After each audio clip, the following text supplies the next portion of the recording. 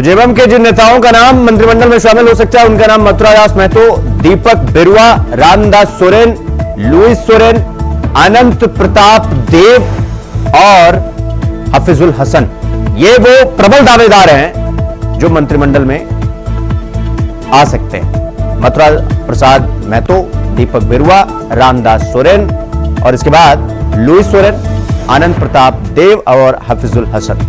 ये नाम है जो जेएमएम की तरफ से लगभग ये बताए जा रहे हैं कि कंफर्म है। हालांकि जैसे कि मैंने आपको कहा कि लिफाफे में किसका नाम है वो कल पता चले, क्योंकि हाथी निकल गई है और पूंछ बचा, यानी कि सरकार, मुख्यमंत्री ने शपथ ग्रहण कर लिया है, नेताओं का होना है और अब पूंछ कब पैर में बदल जाए ये कुछ पता नहीं चलता है।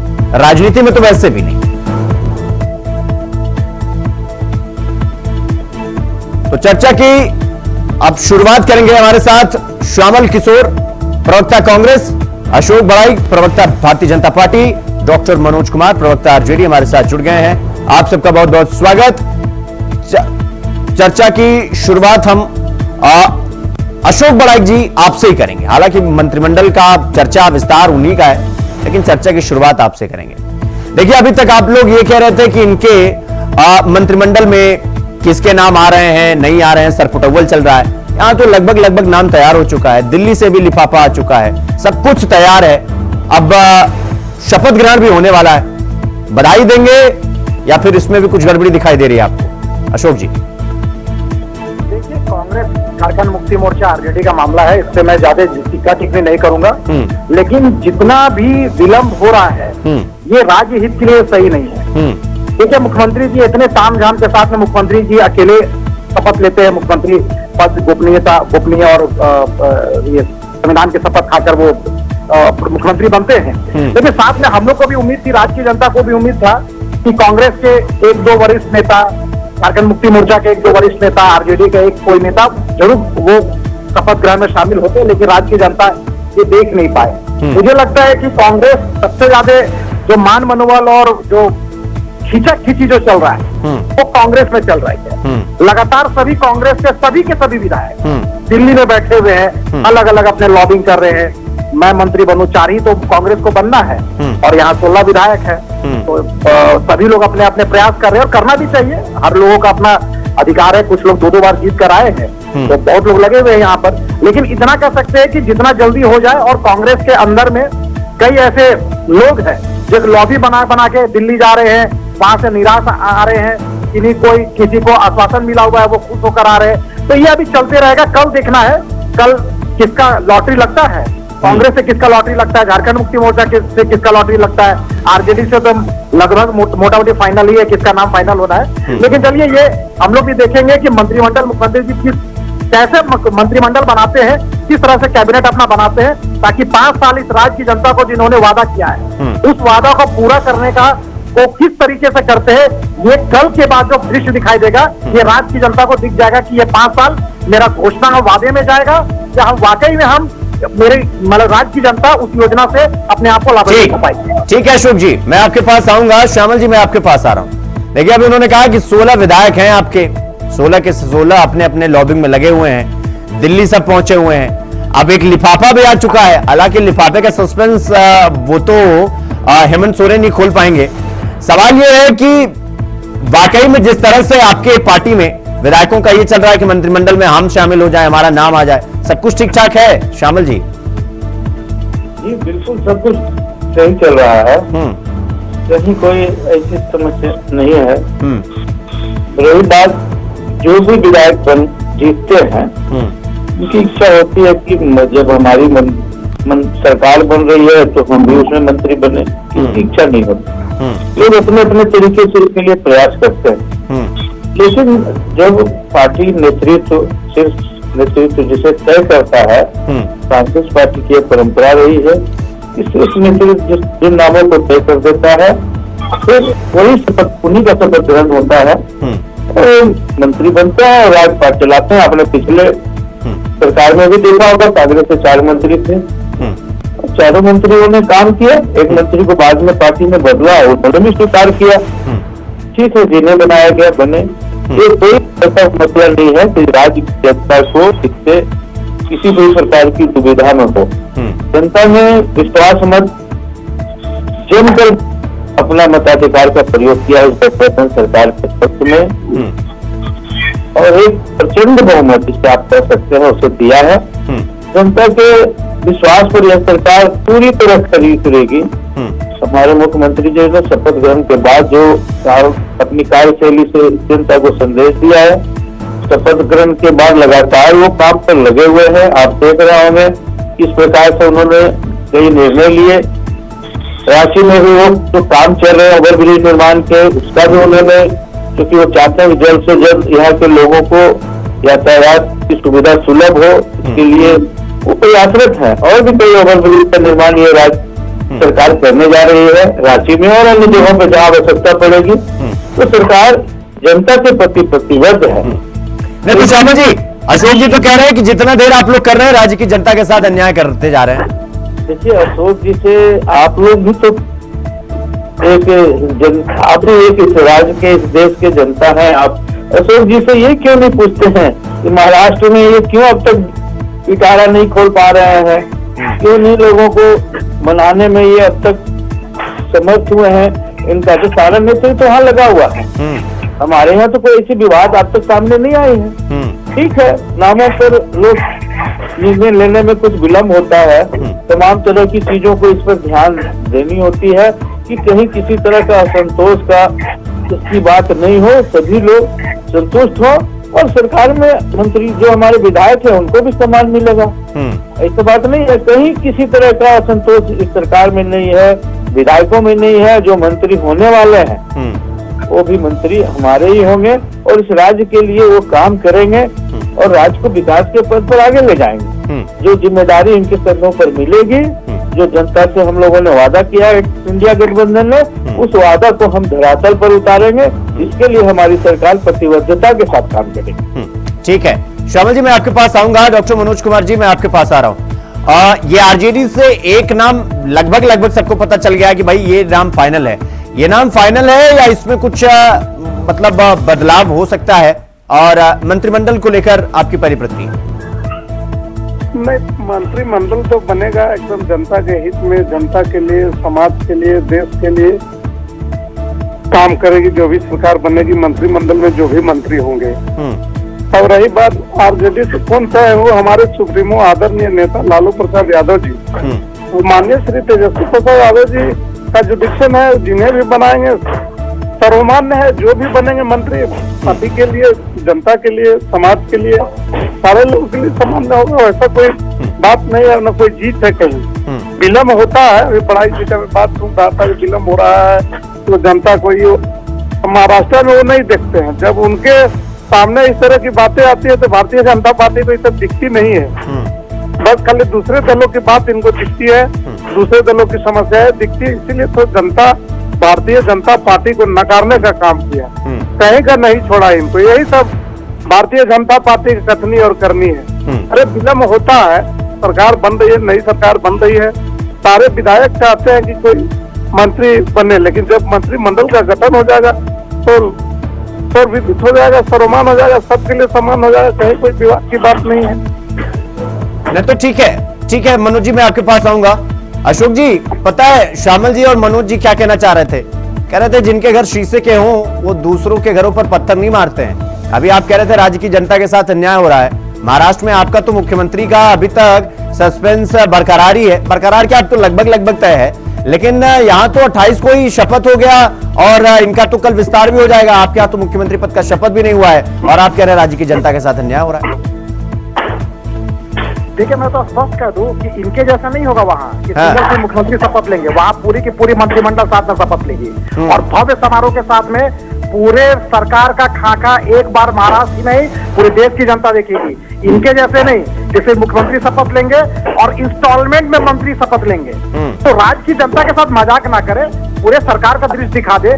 जिस तरह से पिछले कई सालों से लोकायुक्त का घोषणा नहीं हो पाया है, आपके महिला आयोग का घोषणा नहीं हो पाया है, मानवाधिकार आयोग का घोषणा नहीं हो पाया है और कई ऐसे जो सरकार के महत्वपूर्ण विभाग है वो खाली पड़े हुए हैं। राज्य की जनता लगभग कहीं ना कहीं उससे प्रभावित रहती है। वो सब चीजों को भी देखना होगा। जिस तरह से आज रांची राजधानी के अंदर नक्सल एकदम जैसे सरकार बनी और नक्सल उनका स्वागत किया है यहाँ कई गाड़ियों जलाकर, तो इससे पता चलता है कि सरकार जल्दी से जल्दी एक अपना खाकर प्रारूप तैयार करे और राज्य की जनता को जिस लॉ एंड ऑर्डर का आप बार आप घोषणा करते हैं, सिर्फ आईवॉक करते हैं, उस लॉ एंड ऑर्डर को भी राज्य की जनता को दिखाने का काम कीजिए कि हेमंत सोरेन सरकार में लॉ एंड ऑर्डर नाम की भी कोई चीज है। देखिए, हम तो स्पष्ट कहते हैं कि आपका जो भी फॉर्मूला है 6-4-1 का जो भी फॉर्मूला, आप उस फॉर्मूला का पूरा कीजिए और मेरी शुभकामना है कल, मुझे लगता है कि कल सभी मंत्री का चेहरा दिख जाएगा। लेकिन थोड़ा इतिहास को भी याद रखने की जरूरत है। जिस तरह से हेमंत सोरेन जी के पिछले सरकार में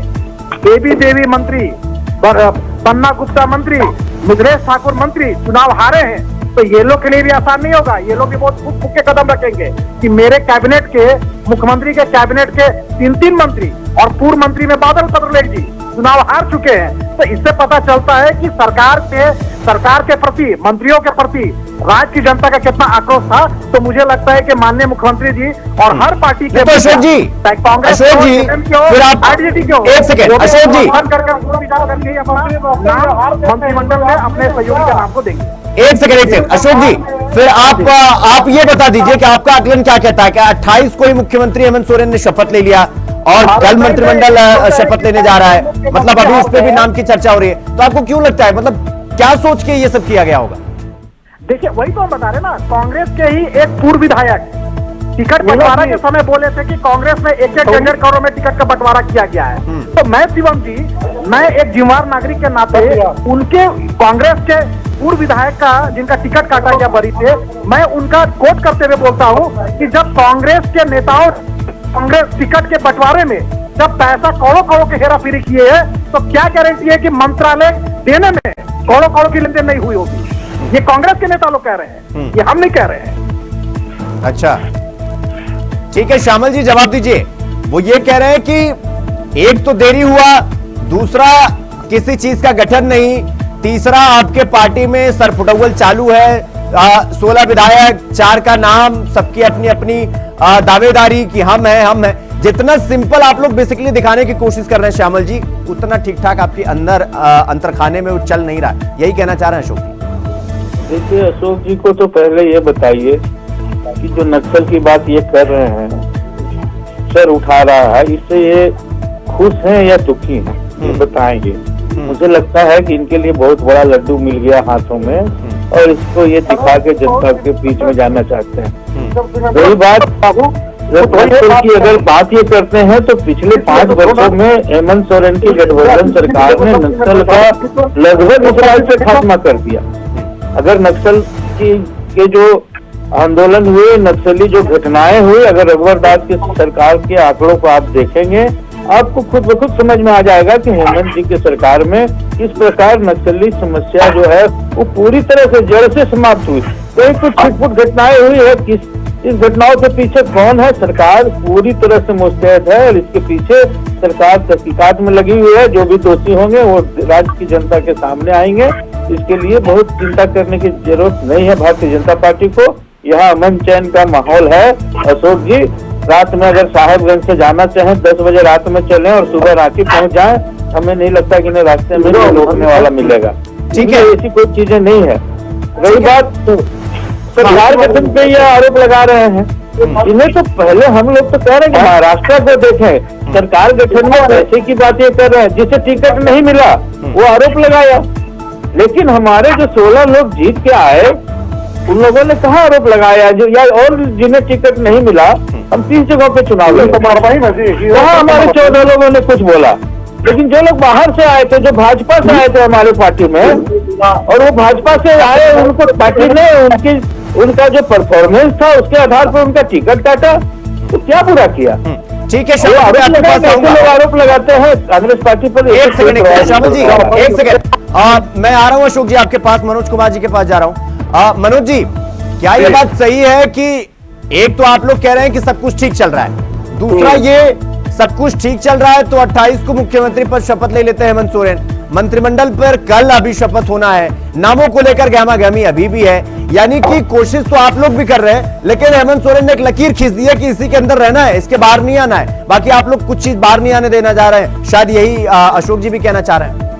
अरे अशोक जी, बात से हमको हंसी आती है। अशोक जी बोल रहे थे अभी कि कैबिनेट के सारे मंत्री हार गए, शायद उनको स्मरण नहीं है कि उनके मुख्यमंत्री रघुवर दास जी चुनाव हार गए थे, वो भूल गए क्या? पहली बात। दूसरी बात कि महाराष्ट्र में बोल रहे कि एक साथ सारे लोग लेंगे, एक साथ चुनाव हुआ, यहाँ सरकार का गठन हो गया, मुख्यमंत्री हो गए हेमंत जी, और महाराष्ट्र में क्या हो रहा हुआ, क्या खिचड़ी पक रहा, पक नहीं रहा, वो अपना नहीं देखते। चलनिया सोचे सुपुआ को, वही कहावत को चरितार्थ कर रहे हैं। ऐसा कुछ नहीं है।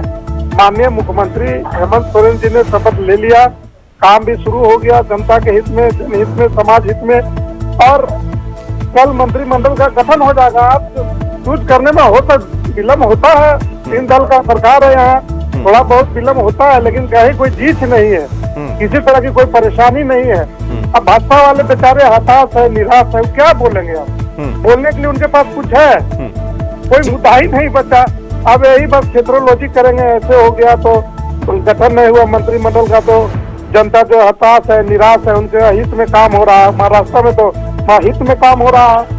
ये अपने पहले, अगर नेता, जितने भी नेता हैं, बोलने से पहले अगर अपने अंदर झांके कि हमने क्या कमियां हैं, तो फिर कमियां ही नहीं रहेगी। ठीक है, ठीक है मनोज कुमार जी, मैं आपके पास आऊंगा। अशोक जी, श्यामल जी और मनोज जी का दोनों का जवाब तो दे दीजिएगा, लेकिन मेरा सवाल ये है कि भाई अगर आप कह रहे हैं कि ऐसी ऐसी समस्याएं थी राज्य में, हाल ही में चुनाव हुआ, मतलब आप जहां थे वहां से भी 2 कदम पीछे चले गए, तो मतलब सवाल तो खड़ा होगा ना कि अगर इतना ही खराब था तो फिर सरकार रिपीट क्यों कर रही है? मतलब एक के बाद एक, अगर मतलब 32 के 32 दांत होते तो चेहरा और खूबसूरत लगता। आपको नहीं लगता कि अब ये एक्सक्यूज रह गया है और आप 5 साल आपके पास है, अब बैठकर आप करते रहिए, अब उनका जो अंदर चल रहा है वो तो चल ही रहा है। देखिए शिवम जी, हम लड़े, पूरे मजबूती के साथ लड़े, अपने मुद्दों को रखकर लड़े। चुनाव में हमको 9% वोट भी हम लोग को अधिक प्राप्त हुआ है। हम लोग लगभग 60 लाख, हम लोग को 60 लाख के मतदाताओं ने भी हमारे ऊपर अपने विश्वास जताया है। देखिए, समीकरण में जो मैथमेटिकल कैलकुलेशन होता है, उस कैलकुलेशन में पीछे रह गए, लेकिन राज्य की जनता के बीच स्वीकार्यता बढ़ी है। आंकड़े में हम पीछे रह गए हैं, इसको स्वीकार करने में मुझे कोई गुरेज नहीं है। लेकिन मैं इतना जरूर कह सकता हूँ कि पिछले सरकार में आप चलिए, आप जीते, आपको साधुवाद, आपको धन्यवाद, आपको आभार, और आपको राज्य की जनता ने मैंडेट दिया है 5 साल बढ़िया से सरकार चलाइए। लेकिन ये भी स्मरण रखनी चाहिए कि आपके सरकार के 3-3, 4-4 कैबिनेट मंत्री हारे हैं। ये आप अगर इतना ही अच्छा 5 साल काम करते तो आपके सभी के सभी जीत जाते। आपके 4-4 कैबिनेट मंत्री, बेबी देवी हार गए, बन्ना गुप्ता हार गए, मिथिलेश ठाकुर हार गए, पूर्व मंत्री बादल पत्रलेख हार गए, तो आखिर हार के पीछे भी तो कुछ वजह होगी ना। जनता के बीच में स्वीकारता नहीं होगी या विभाग का अच्छा काम नहीं हुआ होगा। देखिए शिवम जी, जिस तरह से ये लोग बार बार हम लोग को बोलते हैं कि विपक्ष में, अरे चलिए हम तो 2 सांसद भी थे, तब भी हम 200 करोड़ के साथ अपने मुद्दों को लेकर हम लगातार सड़क से लेकर संसद में हम संघर्ष करते थे, और जब 303 हुए तो उसी मुद्दों को लेकर हम लोगों ने क्रियान्वयन करने का काम किया। और तो ये लोग बोलते हैं जनता ने हमको अस्वीकार किया है। अरे साहब, हरियाणा में हम जीते हैं, अभी महाराष्ट्र में हम जीते हैं, और तो और ये लोग जरा डबल स्टैंडर्ड वाला लोग से पूछिए कि महाराष्ट्र में ईवीएम खराब हो जाता है, महाराष्ट्र में ईवीएम खराब हो जाता है, झारखंड में ईवीएम ठीक हो जाता है, वायनाड में तो बहुत बढ़िया हो जाता है, क्योंकि प्रियंका वाड्रा बहुत रिकॉर्ड तौर से वोट से जीती है। देखिए, ये लोग डबल स्टैंड है, ये लोग जनादेश का स्वीकार करना नहीं जानते हैं। ईवीएम पर कभी और चर्चा कर लेंगे। अशोक जी, श्यामल जी, मैं आपके पास आ रहा हूं। देखिए, समय का थोड़ा अभाव है, जल्दी से रिस्पॉन्स दीजिएगा। 4 विधायक हैं, कौन कौन से नाम है ये थोड़ा बता देंगे तो आपके भी नेताओं का जो धड़कन बढ़ गया है वो थोड़ा कम हो जाएगा। तो जाते जाते बता दीजिए 4 नाम। देखिए, यह बात जो है भविष्य के गर्भ में है, जो कल तक इसे ठीक है, भविष्य का गर्भ ज्यादा दूर नहीं है, अब एकदम पास में ही आ चुका है। फिलहाल आप सबका बहुत बहुत धन्यवाद। अशोक जी आपका भी, श्यामल जी आपका भी, मनोज कुमार आपका भी बहुत बहुत धन्यवाद चर्चा में समय देने के लिए और शामिल होने के लिए। तो जेएमएम, आरजेडी और कांग्रेस सभी के नाम कहे जा रहे हैं कि लगभग फाइनल हो चुके हैं, लेकिन फिलहाल अभी चूंकि हम अंदेशा ही लगा रहे हैं तो संभावित नामों का जिक्र हम कर रहे हैं। हालांकि काउंटडाउन शुरू हो चुका है। मंत्रिमंडल पर महाभारत तो भले चल रही है, लेकिन कल इस महाभारत में महाभारत का अंतिम दिन हो जाएगा, रोक हो जाएगा और सब कुछ ठीक हो जाएगा, ऐसी संभावना जताई जा रही है। फिलहाल इस चर्चा में इतना ही। देश और दुनिया की तमाम खबरों को देखने के लिए देखते रहिए वॉच न्यूज़।